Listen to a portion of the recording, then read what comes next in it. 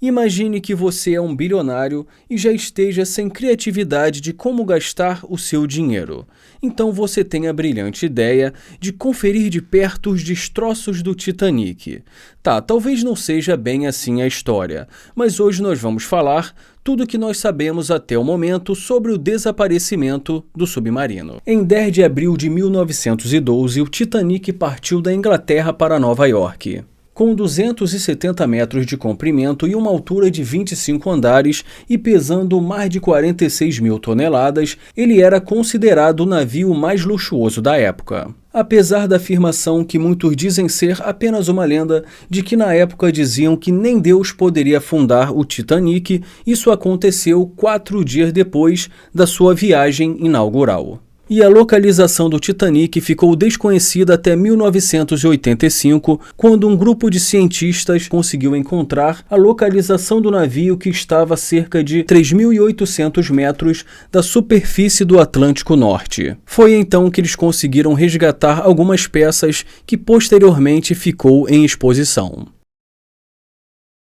Por conta de tudo isso, eles tiveram a ideia de fabricar um submarino turístico que por um acaso tem um controle muito parecido com um controle de videogame. Você teria coragem? O grande problema é que 5 pessoas embarcaram nessa expedição, entre elas um britânico bilionário, e a embarcação já foi dada como perdida. Agora eu vou ler um trecho das últimas notícias sobre esse caso e em seguida nós vamos ver o que diz alguns especialistas. Vamos ver. A guarda disse que 3 embarcações chegaram ao local de busca na manhã desta quarta-feira, para continuar a varredura de sinais sonoros.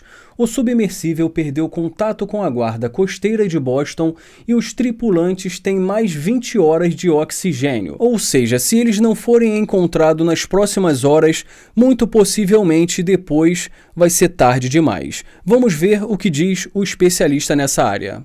Realmente, o grau de complexidade de uma operação que envolve a localização e o salvamento de um submersível ou de um submarino, ela é muito grande.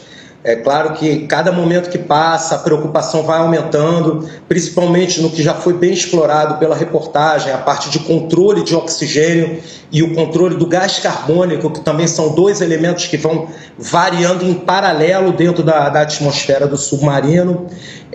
Entretanto, eu acho que a esperança ela tem que existir, porque existem pontos positivos, se é que a gente pode colocar dessa forma. Primeiro é pelo fato de se tratar de um submersível em que o navio que estava realizando o controle dele tinha a última posição dele, a princípio limita essa área inicial que as forças que estão envolvidas nessa operação podem iniciar essa busca. Então é uma área delimitada em que vai aumentando essa área conforme o tempo vai passando. Porque nós temos efeito, por exemplo, de correntes submarinas, que se esse submersível não tiver pousado no fundo, ele está submetido a essa corrente. Então ele pode mudar a sua posição. Isso vai cada vez mais aumentando a área e tornando a busca cada vez mais difícil. Então isso é um aspecto que tem que levar em consideração. Isso a gente pensando em termos da primeira fase, que é a fase da busca. A partir do momento que se localizar o submersível, a gente entra naquelas 2 últimas fases, que na verdade a Marinha do Brasil trata como uma única fase, que é a fase do salvamento. Aí sim, a gente teria que mandar uma unidade até lá para efetivamente verificar o estado de saúde dos tripulantes e iniciar o resgate da unidade. O ponto positivo nesse caso é que ela é uma unidade relativamente leve.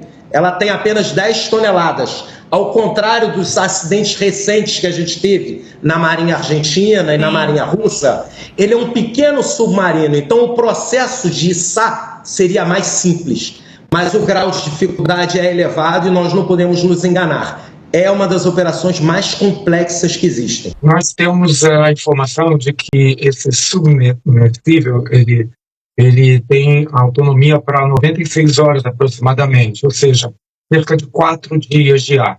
Como ele começou a operação no domingo pela manhã, então a gente tem aí uma expectativa de não mais do que 2 dias, ouvido pouco mais de 24 horas de ar de suprimento de ar. É claro que esse suprimento ele varia conforme o estado das pessoas dentro do equipamento, porque dependendo da situação há um consumo maior ou menor de ar.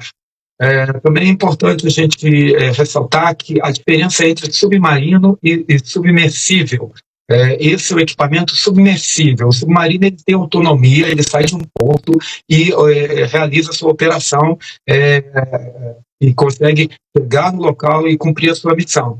Já o submersível ele não tem autonomia, ele precisa ser levado por um navio de apoio, de alguma forma levado até o local, e aí sim ele desce e faz uma exploração muito localizada numa coluna d'água pré-determinada numa região específica. Então esse equipamento, ele não é um submarino tecnicamente falando, ele é um submersível, que tem essas limitações todas.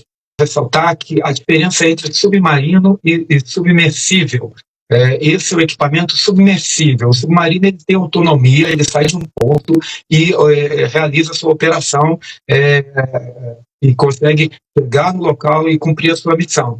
Já o submersível ele não tem autonomia, ele precisa ser levado por um navio de apoio, de alguma forma levado até o local, e aí sim ele desce e faz uma exploração muito localizada numa coluna d'água pré-determinada numa região específica. Então esse equipamento, ele não é um submarino tecnicamente falando, ele é um submersível, que tem essas limitações todas. E ele assim, olhando daqui, parece um equipamento relativamente frágil. Ele é adequado para esse tipo de operação? Ele é como se fosse uma cápsula feita com fibra de carbono e outros materiais, e ele tem no seu projeto uma tecnologia que permite fazer uma exploração até no máximo 4 quilômetros, 4.000 metros de profundidade. Nós sabemos que os destroços do Titanic, eles estão em torno de 3.500 metros de profundidade. Ou seja, teoricamente, ele teria condições, mas é um equipamento que ele não é um equipamento para a população em geral, porque ele tem, sim, uma certa margem de riscos. Observe que uma profundidade como essa, a questão da pressão é muito, muito crítica, ou seja, você tem que ter janelas muito pequenas, pontos que são pontos frágeis, então ele precisa ser muito bem encapsulado ali, todas as juntas, as portas de acesso, porque qualquer falha na pressurização, a pressão é muito alta e rapidamente se perderia a integridade desse equipamento, e as pessoas fatalmente não sobreviveriam. Então é uma questão bastante delicada o uso desse tipo de equipamento para turismo. Ele é para uso técnico, teoricamente exploração, talvez a indústria de petróleo e gás possa usar, mas geralmente usa equipamentos robotizados e outros tipos de expedições técnico-científicas. Então quem utiliza esse tipo de equipamento utiliza por sua conta e risco. Professor, uma pergunta singela ao senhor. Qual é a possibilidade de eles serem resgatados dentro do prazo previsto como suficiente para que não acabe o oxigênio? Qual é o grau de dificuldade da operação, mesmo com a Guarda Costeira dos Estados Unidos, do Canadá, os equipamentos mais modernos do mundo? Sim, a gente que trabalha com resgate, a gente tem que sempre acreditar que é possível. Então, o momento ainda há, em teoria, condições de ar, né, de reserva de ar, para que eles possam estar ainda em condições de sobreviver. Porém, a gente sabe que estão sendo utilizados sonares. Na verdade, existe um navio sonar ali na região, e o sonar é como se fosse um radar, ele consegue detectar qualquer tipo de material sólido ali naquela coluna d'água. E esse sonar não está encontrando o equipamento, e isso é preocupante.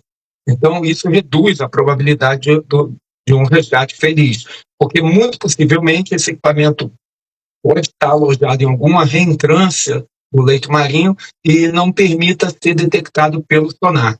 Então, esse é um ponto de atenção. A questão do ar também, a questão de que são leigos, não são profissionais de mergulho, profissionais de expedição marítima.